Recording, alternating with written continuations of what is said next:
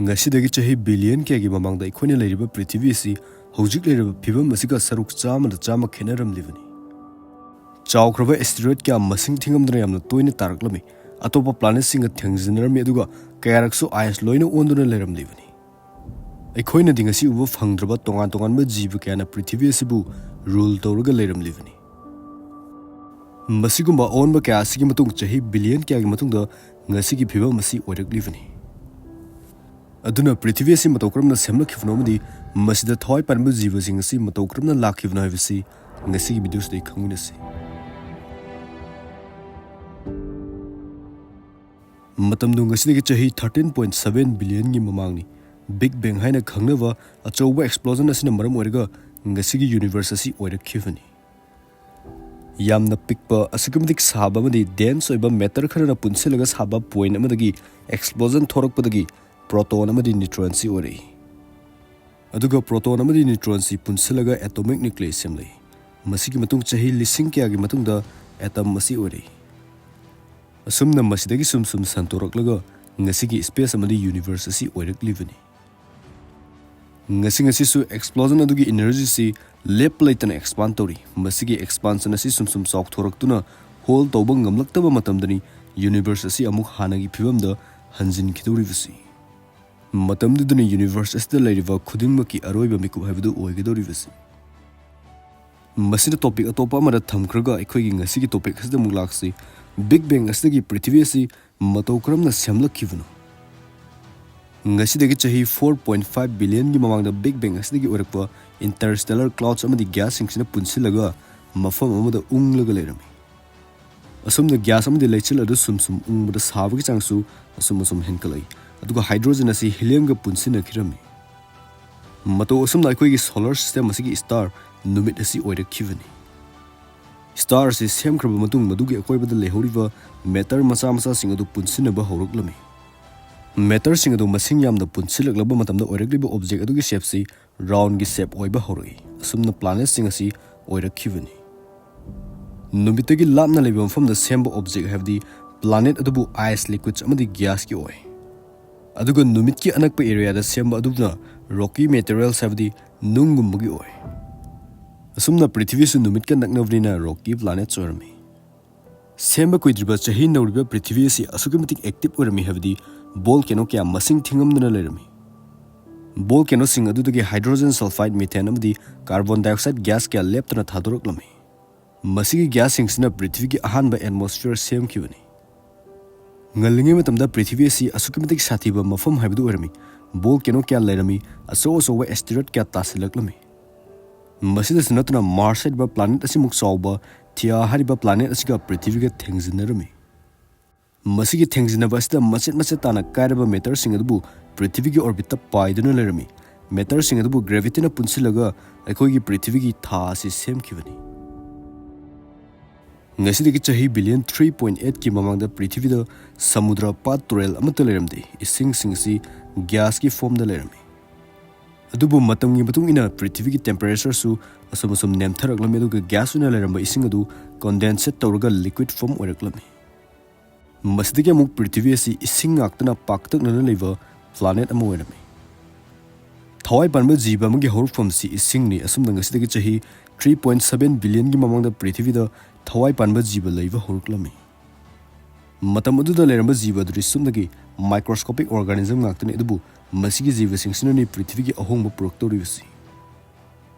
Ngasidagi chahi billion 3.3 gi mamangda samudragi ising adudagi continents habadi laikangi lamasi fawgalaki.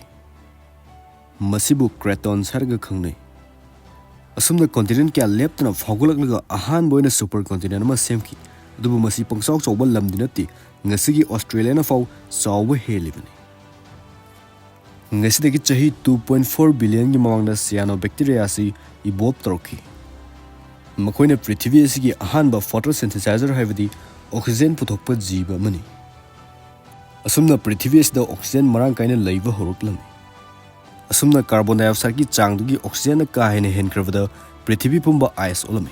Matam adubu Prithibi gi history da ice is haina khangnai. Ngasidagi chahi billion 1.1 gi mamang Prithibi gi atmosphere su leptana hongbu maramna continent sing su leptana masak maong honglami.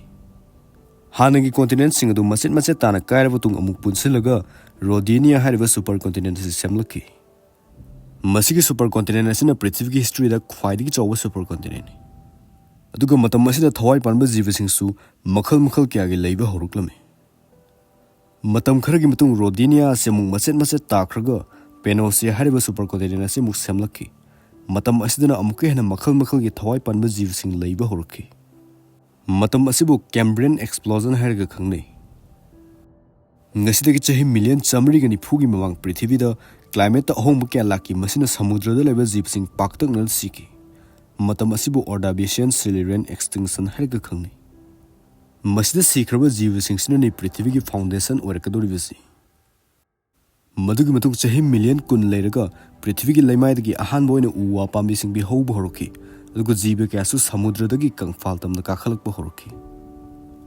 ngasi chahi million chaniang khai mamang matam asida leiriba super continent asibu penjia haina khangnei masida jiba kya su leirame du matam asida ni prithvi gi history da khwaidagi chawba paktak nana jiba kya tumkhibagi matam asi masibu the great dying haina khangnei global warming na maram orga prithvi gi atmosphere sea temperature asukimatik wangami masina prithvi da leiba jiba panba 90% tumna hatki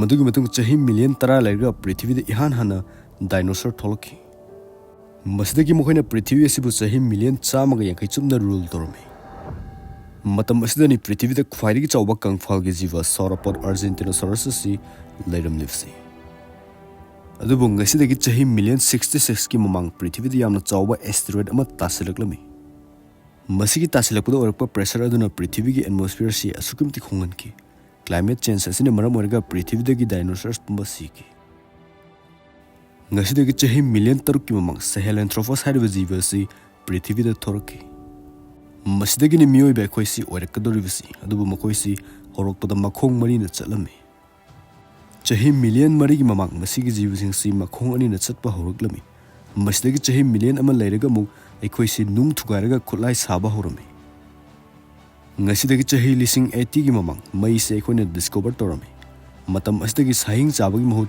mai de yairaga chaba horokki asumna Eikhoi gi brain su leptana evolve torokki amadi Eikhoi amaga wari sanaba horokki adubu matam adugi lon aside Eikhoi ni hujingang na rivasiga yamna khenai sanga singna khongliba asumna pau phongnaram livani samna harabada code language kumani ngasidagi na chahi lising ni fu dagina traunga fogi mamangi matam asida miyoibagi kanglup si loine mutkirami aduga sumnagi homo sapiens hariba kanglup asiga hinglamni ngasidagi chahi lising taragi mawang Eikhoi miyoibasi sanaba pochai thaba hairami ngasidagi chahi chaniang khai mamang prithvi da industrial revolution laki matam asidagi technology si yamna chawkhalaki amadi culture da hongmu kya laki aduga miyoibagi masing su leptani yamkhalaki asumna Eikhoi na prithvi asida khwaidagi intelligent oiba jiva haibdu urami asumna technology si leptana chawkhalakpana Eikhoi hojikti space da chatpa form ngumlabani adubu Eikhoi na ifong fongnadi uriba usinadana di leiriba prithvi da honglakliba climate change asina maram oraga mamang na thokhiba thawai panba jibasing paktak na mutkiba du mung tholak kadra havgi akiba leitabadi natte adubu masi thokange thokalo havse Eikhoi khutta leibu ngaktani adurong global warming digi ngakthoknaba Eikhoi umang yokhatpa yamna tangai fade drug sungnaba pambi thabagi mahut prithvi kanaba uwa thase